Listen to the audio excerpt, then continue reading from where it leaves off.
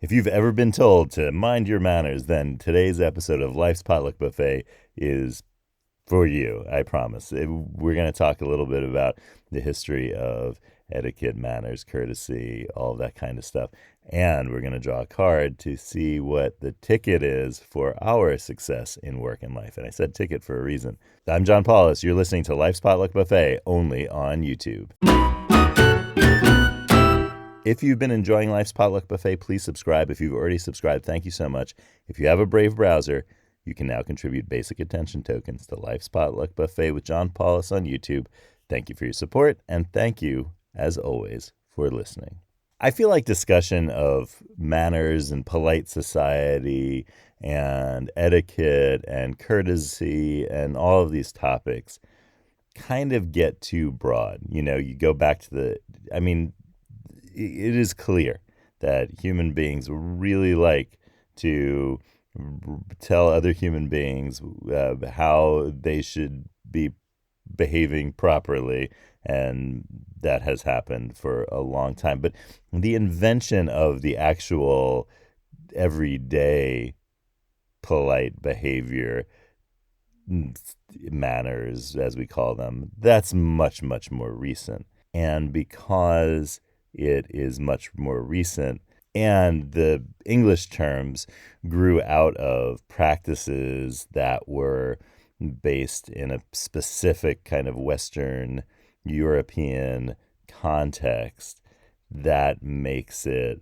a little bit more understandable as if when we go back in time and try to put upon other cultures and other times this idea of manners, etiquette, courtesy, politeness, just anything, it tends to start to get diluted because it becomes less culturally specific.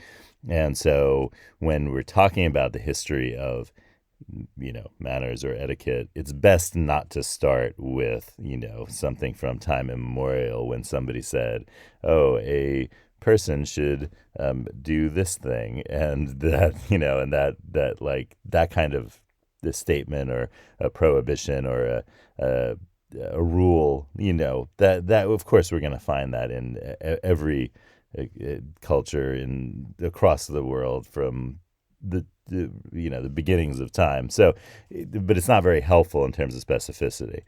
So what I want to do today is really focus in on the beginnings of a very specific type of manners and customs and courtesy.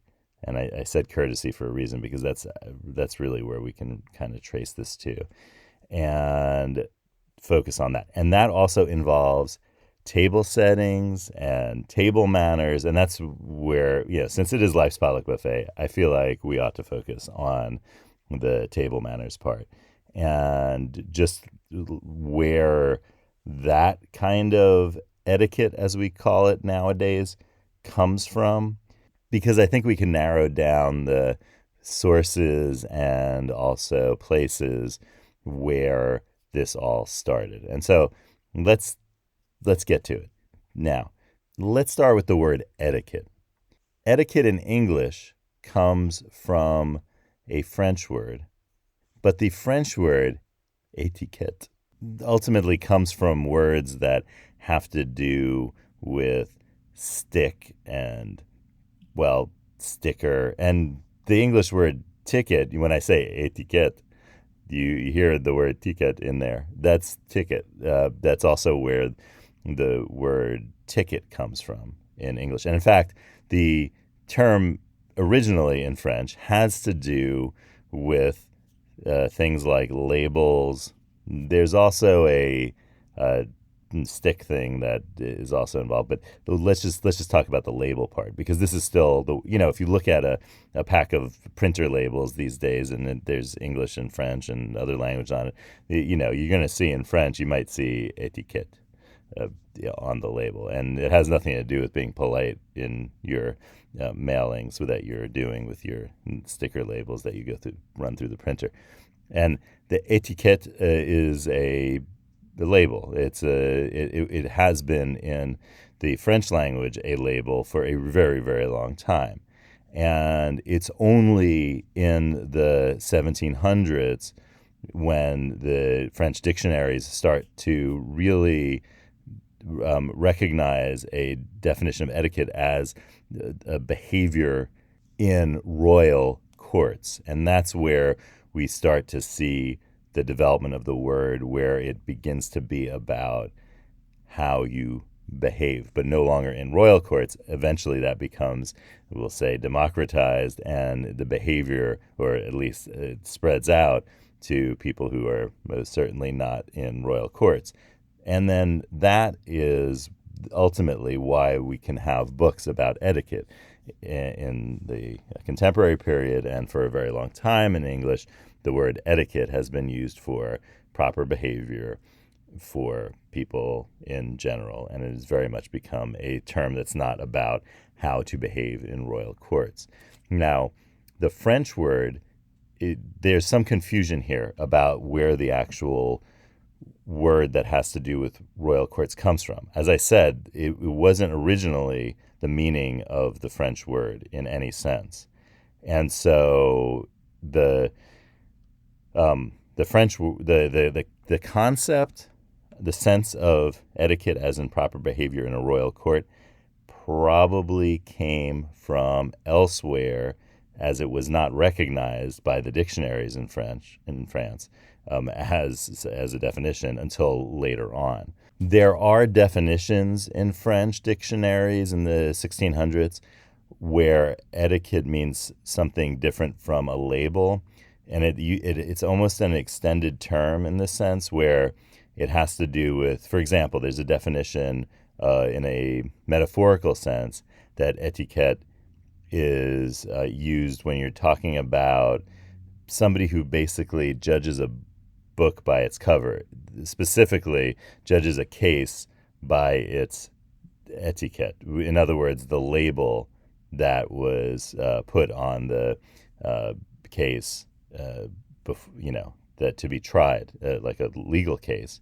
And there are other uses of etiquette in that form where etiquette are labels that where if a bailiff is seizing a house and they put a sergeant is seizing a house, that they put the bill, the etiquette on the house that to be seized and so forth. So there are, you start to see like other uses, but they're all related to legal materials or related to stuff to do with the seizing of houses specifically. And so that sometimes people try to fit that into the definition of like somehow from that legal use it came to be applied to the courtly situation of proper behavior. But it seems more likely, and I think there's more agreement on this among people who work on this subject. I think there's more agreement on the idea that the Spanish court specifically really had a big influence on this. So now we're talking about maybe the 1600s in what is now Spain, and that the royal courts there, the word etiqueta had to do with the appropriate behavior for people dealing in a courtly manner in the royal courts, not the royal like trial courts, the royal like the court of the kings and queens. So where we see what we call courtiers, and where the word courtesy ultimately comes from. That means courtly behavior. And now we're talking about the court of a monarch and how you behave around said monarch and what the customs are. And that is what worked back into French, because the thing is that people who do etymologies of the Spanish language think that the Spanish courts were borrowing of the French word etiquette, but French and Italian dictionaries think that etiqueta in Italian and etiquette in the sense of courtly manners in French comes from Spanish. So there's a little bit of confusion there, but I think that's okay because I think it's just a matter of it's really hard to find, and believe me, I've searched, the original uses of etiqueta in the Spanish courts and to see that word being used. So it's tough to find that, and so I could see why there can be some hazy area here. But it seems like that's what we're talking about. So we have the word that, let's say it comes from the Spanish courts and through French and into English and became the term that describes these courtly manners. And when combined with the democratization of manners, we'll call it, to just all, people, then we all of a sudden eventually have etiquette as the just proper way to behave for everyone uh, in a particular culture. And so that is that. Okay, so that's the etiquette part of our discussion. But what about these courtly manners? Where did these come from, and how did they get applied to behavior at, say, the table and the dinner table, and where does that all come from? Now, where that really comes from in terms of the big push for that, and also other practices related to that, so I can really like narrow this down.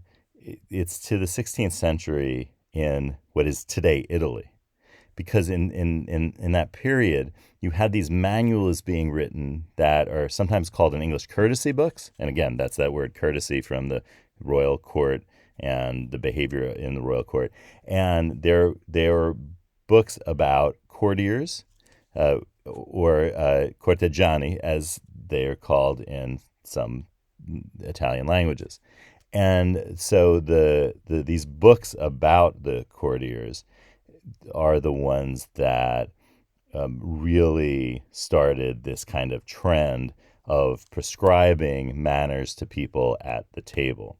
And the really big one here is Il Galateo, which was written by an author and clergyman and inquisitor named Giovanni della Casa, and which I guess that might be an acronym because it means of the house, and some of this has to do with how you behave in houses. So maybe we can do that. Now, yeah, you heard me right. This person was involved in the Inquisition, and so like in terms of politeness, there's some work to be done for himself. But as we know from card number 3, that story that you just told was about you. Giovanni della Casa is a prime example of this, as both an inquisitor and a person writing a book about polite manners, courtly manners. And so one of the things that Giovanni della Casa talks about at the end of his book is behavior at the table. Things like don't if you use a toothpick at some point at the end of a meal, like don't go around with the toothpick in your mouth. The kind of things that still work today. That whole idea of not putting your elbows on the table, that comes from Il Galateo. That is another old rule that comes from 16th century Florentine the rules of kind of how to behave as a courtly, in this case, gentleman. Now, another thing that came out of Italy that was commonly used in Italy that was not used in places like, let's say, I don't know, England, was a thing that we now call in English a fork. And this is something that was not used really as what we would call a utensil in the English-speaking world of that time until the 1600s, and it's pretty clear that there was a kind of imitative use of, let's call it, polite society and everyday practice as well in Italy. So there's a connection here. And that is that there were in the 1600s a lot of these Italian books about manners and how to behave as a gentle person, that those were being translated into English and were widely available. In fact, scholars really see this as a big influence on Shakespeare's writing. You'll see a lot of stuff in these books, in the Italian books, that make their way into behaviors in Shakespearean drama. And there is no coincidence here, because that the 16th century Italian situation that I was talking about, where you have this development of lots of literature to do with how to behave appropriately as a a gentle person, that gets eaten up by the literate English population in the late 16th, early 17th century, and that's exactly the time when we start to see things like the fork show up in the 17th century in England, and they're coming from Italy or from Italian practices of using a fork on, say, for example, meat, and not just as a serving fork, but as an actual eating fork. And so the fork has a long history where it was used in the way that, if you cook out and have a barbecue, and you have the big fork with two tines, that kind of thing has existed since antiquity as a thing to pierce meat with.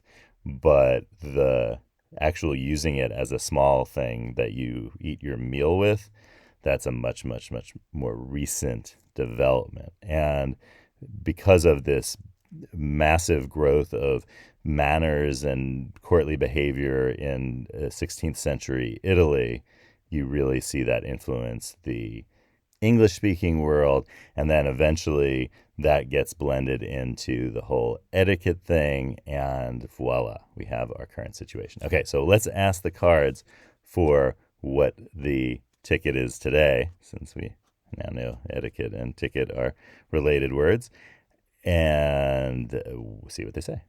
Yellow lemons, blue dumplings, magenta noodles. Cards, please tell us somethings.